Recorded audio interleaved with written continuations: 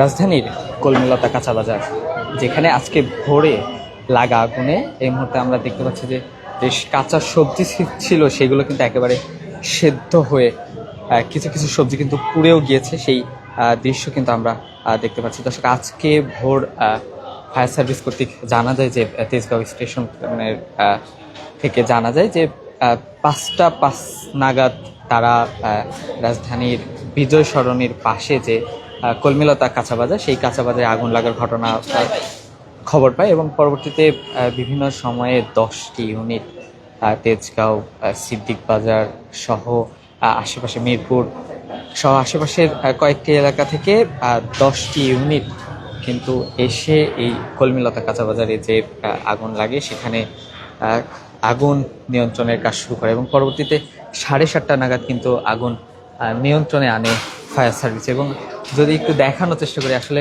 কাঁচা বাজারে যে সবজিগুলো ছিল সেগুলো কিন্তু একেবারে সিদ্ধ হয়ে গিয়েছে। আমরা যদি একটু দেখানোর চেষ্টা করি, এখানে কিন্তু কিছু লেবু এবং শসা আমরা দেখতে পাচ্ছি এবং এগুলো কিন্তু এই মুহূর্তে একেবারে সিদ্ধ অবস্থায় আছে। এবং এই পাশে যে অন্য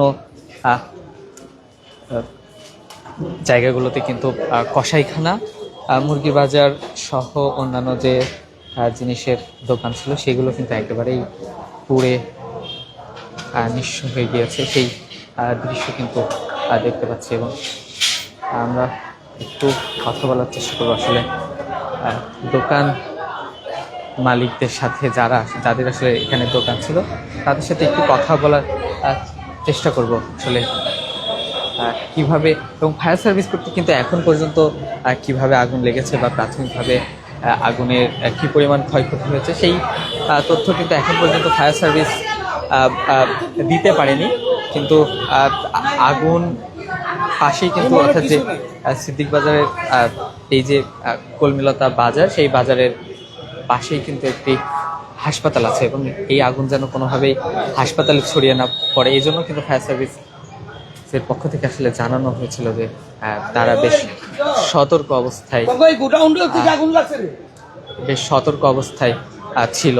যেহেতু হাসপাতালে আগুন লাগলে কিন্তু হতাহতের ঘটনা ঘটতে পারতো এবং বেশ হতাহত হতে পারতো, তেমন আশঙ্কা ছিল ফায়ার সার্ভিস কর্তৃক। এবং এখানে কিন্তু বেশ কিছু দাহ্য পদার্থের দোকানও ছিল এবং উপরতলাতে বিদ্যুতের তার সহ বিভিন্ন জিনিসপত্রের দোকান ছিল। যদিও আগুন এখন পর্যন্ত শুধুমাত্র নিচতলাতেই ব্যাপকভাবে ক্ষয়ক্ষতি করেছে। আমরা একটু দেখানোর চেষ্টা করি আসলে যে দোকানে চাল ছিল সেগুলো কিন্তু দেখতে পাচ্ছি আসলে একেবারেই কিন্তু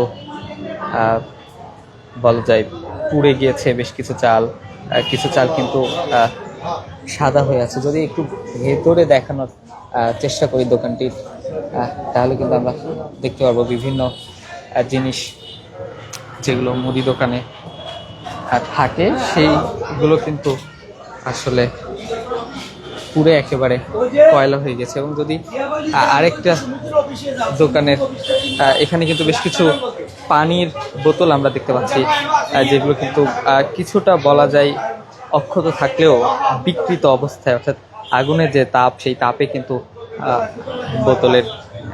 পানির বোতলের বিকৃতি ঘটেছে সেটি দেখছিলাম। এবং যে আলু পেঁয়াজ সহ বিভিন্ন জিনিসপত্র কিন্তু আমরা দেখছিলাম যে একেবারেই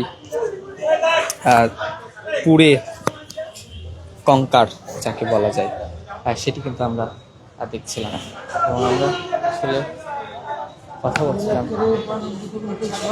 একটু কথা বলা যায়, আপনি কি আসলে দোকান ছিল কিনা? হ্যাঁ, দোকান ছিল, আমাদের দোকান। এটা আমাদের মানে যে দোকানটা পড়ছে উনি খুব অসহায়ের মধ্যে, মানে ওনার কোনো লোন টোন বলতে আছে, সব কিছু আছে ওনার, মানে এইটা দিয়ে সংসার সব কিছু চলে। মানে মনে করেন সে একটা রাস্তার হয়ে গেল, ওই দোকানটা, মাথার দোকানটা, মানে এটা বলার মতন না। আর এটা মানে সুস্থ তদন্ত করা উচিত। কেন আগুনটা কইতে লাগলো, কে লাগেন, কি কেউ লাগছে নাকি ওনার? এটা সরকারের কাছে আমাদের একটুই আবেদন যেন এটা সুন্দরভাবে তদন্ত করা হোক, যেন আগুনটা কইতে লাগছে। কেন যারা দোকানদারি করে এরা সবাই অসহায়, মানে কেউ লোন আছে, এই যে এই দোকানটা আছে, লোন আছে, মানে সবাই লোনের উপর একটা ব্যবসা করে, বুঝলেন? কি পরিমাণ ক্ষতি হয়েছে?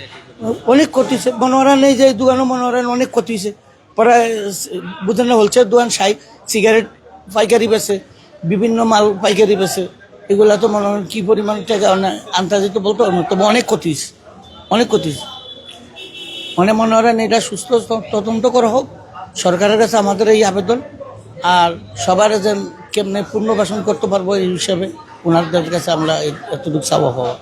কেন মনে করেন এই যে হকার আছে, হকারদের নাম আছে, আইনা দোয়ানো সিগারেট বেচা আইনা টাকা তো হয়, তারাও গরিব মানুষ, তারা মনে করেন এই 5-6 হাজার 7 হাজার টাকা বেচে আবার তো ক্যাশে তো টাকা আইনা জমা, তারাও ওই দেখ কান্দাকাটি করতে আসছে। মনে করেন আইনা সিগারেট বিগেট বেচে আইনা টাকা পয়সা রাখে আন, আবার সকালে এই সিগারেট বিগেট হিসাব করে সিগারেট লইয়া যায়, বুঝলেন? মানে আপনাদের এটা যতটুকু করার অতটুকু করেন, বুঝলেন?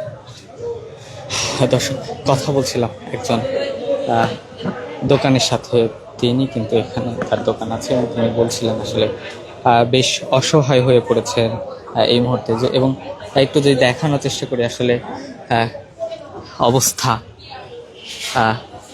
সেটি কিন্তু আমরা দেখতে পাচ্ছি একেবারেই দোকানের যে পণ্য আছে সেগুলো কিন্তু একেবারে ছাই পরিণত হয়েছে। বিভিন্ন পণ্য আসলে কি পণ্য সেটাও কিন্তু বোঝা যাচ্ছে না কিছু ক্ষেত্রে, এবং সেটি কিন্তু একেবারে পুরোটাই শুধু কয়লা বা ছাই ছাড়া আর কিছুই দেখা যাচ্ছে না। আমরা এখানে কিছু পানির বোতল দেখতে পাচ্ছি যেগুলো কিন্তু পুরো একেবারে বিকৃতি ঘটেছে আগুনের তাপে, সেটি কিন্তু আমরা দেখতে পাচ্ছি।